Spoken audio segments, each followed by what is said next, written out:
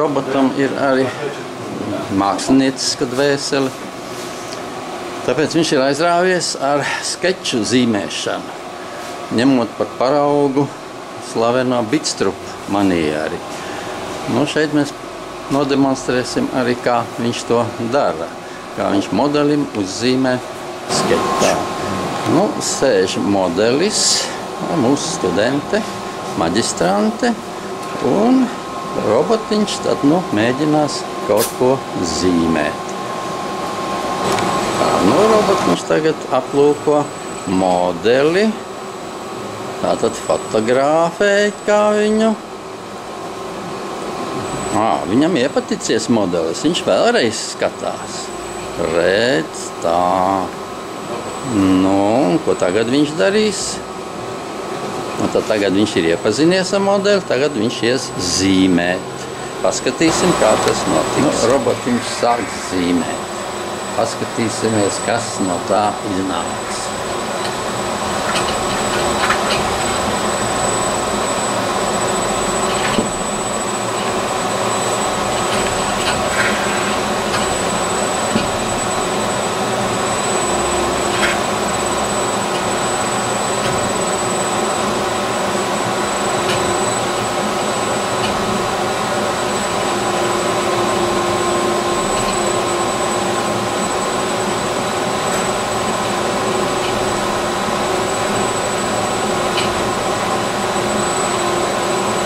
Viņš ilgi zīmēs puķīti. Tā viņam ir iepatikusies laikam.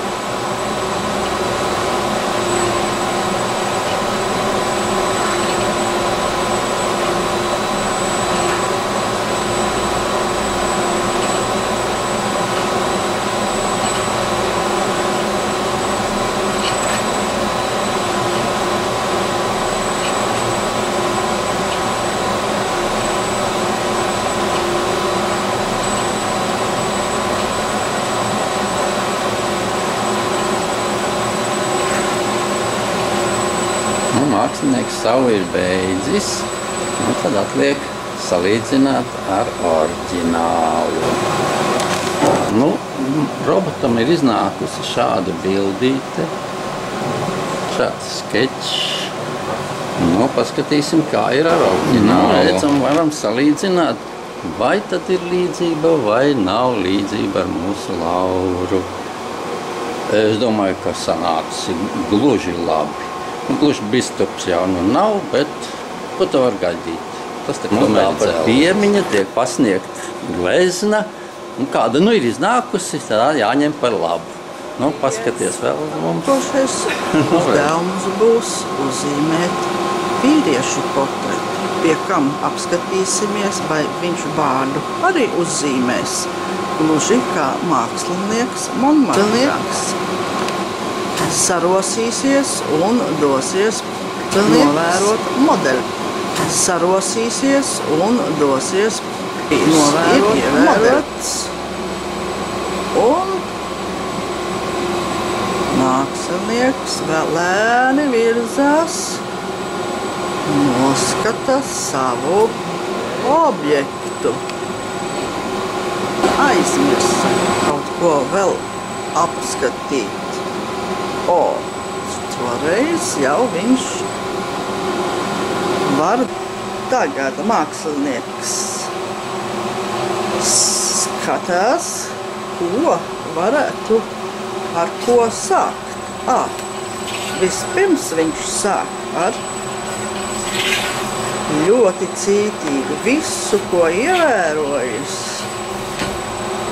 To viņš tagad cenšas uzzīmēt. Tā, visi atribūti ir. Un kas tad tagad būs? Mēs jau sākam atpazīt savu modeli. Pavisam jauki. Un vēl pēdējie punkti. Un attēls būs gatavs. Jā, ņemam attēlu Piedāvāsim.